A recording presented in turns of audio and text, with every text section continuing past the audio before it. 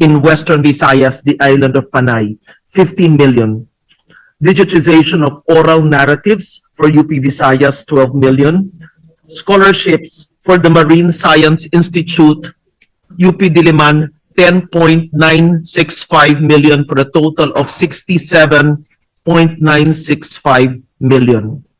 For the Department of Environment and Natural Resources, Office of the Secretary, we decided to cut the National Greening Program by 1,090,179,000 instead of the 1,282,179,000 per the committee report.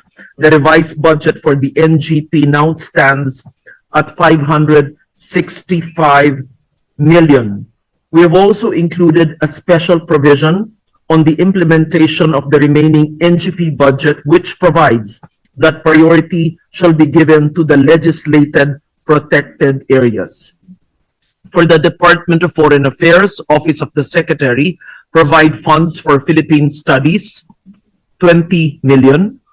MOE for London, United Kingdom Embassy, 3 million. MOE for Frankfurt, Germany, PCG, Consulate General, 3 million. And additional MOE for the Berlin, Germany Embassy, 3 million, for a total of 29 million for the Department of Foreign Affairs. For the Department of Health, the West Visayas Medical Center in Iloilo, funding for the treatment of the Lubag syndrome of 5 million. And for the Department of Labor and Employment, Office of the Secretary, provide funds for Dole Kabuhayan, DILIP, for micro, small, and medium enterprises for 100 million. For the Department of Science and Technology, Philippine Textile Research Institute, provide funds for natural dye hubs, 10 million. Funds for regional cotton yarn spinning and innovation centers, 50 million, for a total of 60 million. Department of Tourism, National Parks Development Committee, the replacement and refurbishment of the Ferdinand Blumentritt bust and its landscape at Rizal Park, Luneta, 1,247,000. Intramuros Administration, free guided walking tours for 1 million, and free cultural performances and programs in Fort Santiago for 5 million, for a total of 6 million. The Department of Trade and Industry, Office of the Secretary, to provide funds for the annual National Arts and Crafts Fair, 40 million. Funding for the Creative Industries, which is a Law Malikaing Pinoy program, for 10 million. And to provide funds for the Shared Service Facilities Extension programs of state universities and colleges, 50 million, for a total of 100 million. And for the Design Center of the Philippines activities, including product development, 69,152,000. For other executive offices, the Climate Change Commission, the Roving Climate Change Academy, to institutionalize DRRCCAM, 40,179,000. For trainings and workshops, 5 million. For the Philippine Resilience Awards, 10 million, for a total of 55,179,000. For the Commission on Filipino Language, for the provision of funds for the Bantayog na Wika in different cities or municipalities for 7 million. And for the National Commission for Culture and the Arts, for the Documentation and Cultural Hub, promotion, exhibition, scholarships, training, and film production to preserve and promote the tangible and intangible heritage, assistance to artisans, including the documentation of Philippine participation in international and local fairs for 551.505 million. For the National Historical Commission of the Philippines, funds for the Phase 3 of Patnongon Casa Tribunal, 15 million. For the restoration of Aninii Church, Phase 2, 7.5 million. Funds for the Balay na Bato, San Jose Antique, 5 million, for a total of 27.5 million. For the National Library of the Philippines, development of a conservation laboratory 25,689,000. For the development of a permanent gallery, 20 million, for a total of 45,689,000.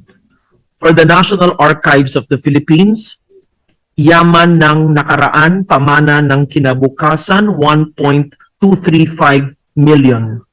Sinupan Saksi NAP Odyssey Exhibition, 1.920 million.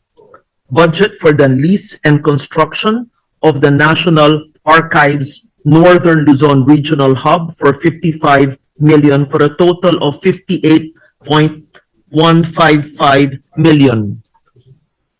Cultural Center of the Philippines to provide funds for PPO performances nationwide, 10 million.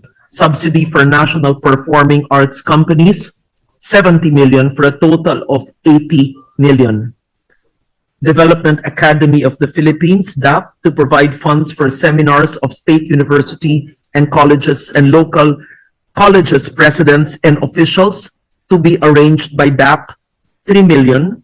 Provide funds for trainings and seminars, 10 million for a total of 13 million. These are my committee amendments, Mr. President, which I put on record, which I am grateful to the good sponsor. We discussed it previously, and I actually had the longer list, but I'm only reading into the record those which I deem he is likely to accept. So I submit, Mr. President. Thank you, Mr. President, and thank you, Senator Legarda. You've been very active in actually almost all the budget briefings, also in plenary, and we appreciate all your suggestions and your interventions. So maraming salamat po.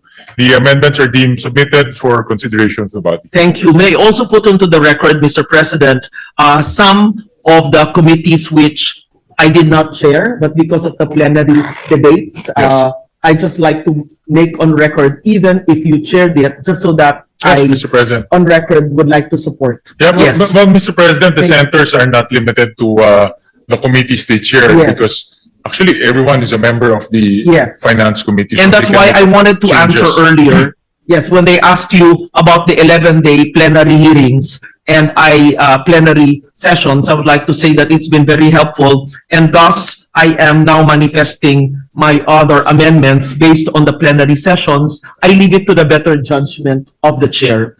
With the support of the Senate Committee on Finance Chair, we've also pushed for the provision of funds to increase the educational assistance to decommissioned combatants of the MILF and MNLF, their family members or next of kin, and eligible indigenous peoples under the Office of the Presidential Advisor on Peace, Reconciliation, and Unity, or the OPAPRU.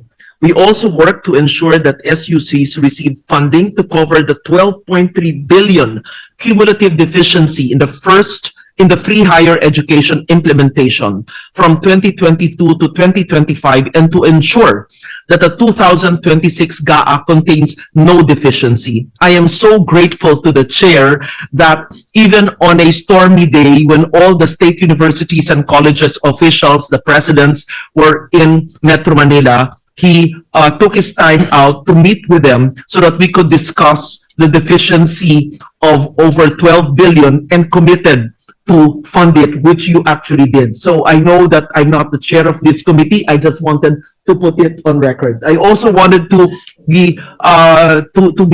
express my gratitude for the peace, security, and education agenda, especially as we discussed it in the OPAP briefing, when we found out that a component so important in the peace agreement was not funded because it was launched under Pamana. But this is the educational scholarships of the children of the combatants who have since been who are no longer combatants. So I'm grateful to the chair for that. So also, I'd like to put on record, for 2026, your committee, through the chair's initiative, all of us collectively, are allocating 1.38 trillion for education, the largest in our history. Note, this is not my amendment. I just want to put it on record. This represents about 1/5 of the national budget and roughly 4.5% of GDP.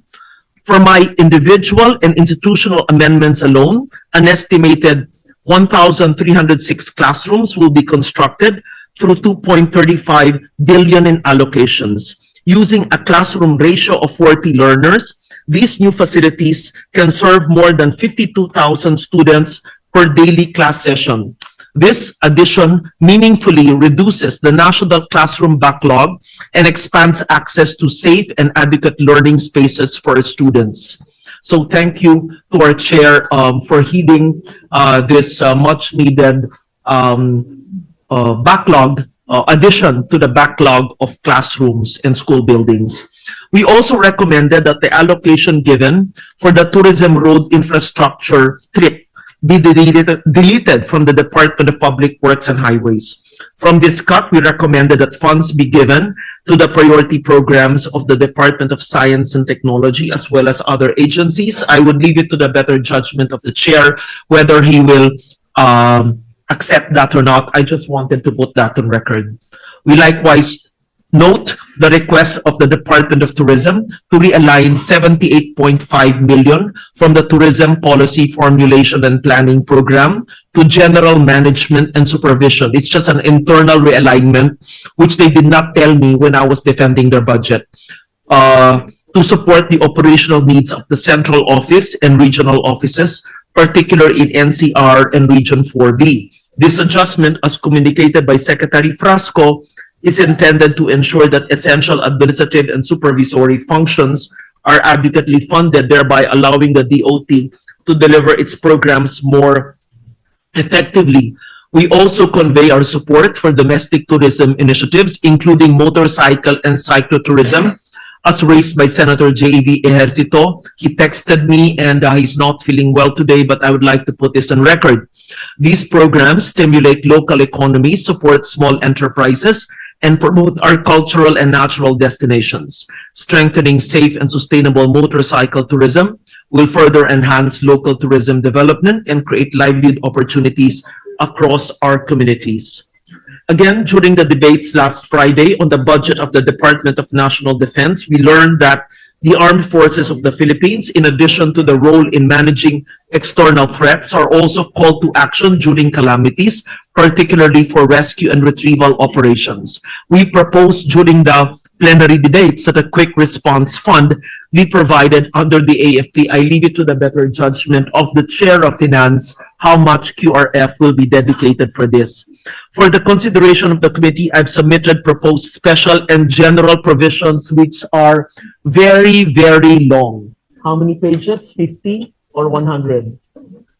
Attorney Doblon, almost 100. And Senator Pia Cayetano begged me not to read the special and general provisions because they are not budgetary or monetary in nature, but I wanted to mainstream CCAMDRR into... Yes, so... In fact, you gave us an advance copy I gave of you that. advance copy. It took us 2 hours to go through all that. I think it was, if I'm not mistaken, 50 pages of... more than 50 pages more now. than I 50 even pages. added, but I assure you, it does not Yes. cost a cent. Actually, I went through it one by one. Yes, thank you for that. Yesterday. Actually po, these were already included in the budgets when I was chair. And then when I became representative, it was not included. But these are just to enhance, like Yes. the SDGs, climate change Yes, adaptation, etc. So Correct. these are special provisions that will govern the use of the funds also being appropriated, and that will require NGAs, GOCCs, and LGUs to comply with existing laws, particularly environmental laws. Finally, I've also submitted my individual amendments for infrastructure projects requested by LGUs and by an SUC. All these requests are supported by resolutions from the respective sanggunian and by a board resolution. In so far as the SUC is concerned, the requests are categorized as school buildings, multi-purpose buildings, an SUC building, waterworks, barangay system, and health facilities. So I submit that these are my manifestations for the second part, which I have given to the chair and to the LBRMO way in advance, maybe Yes. 2 weeks ago. I think more. I think almost a 3 month weeks ago. ago. Yeah, almost. Because almost I a was month already. informed that the deadline was 3 weeks ago. and we stayed Yes. during the long, oh, okay, I remember now.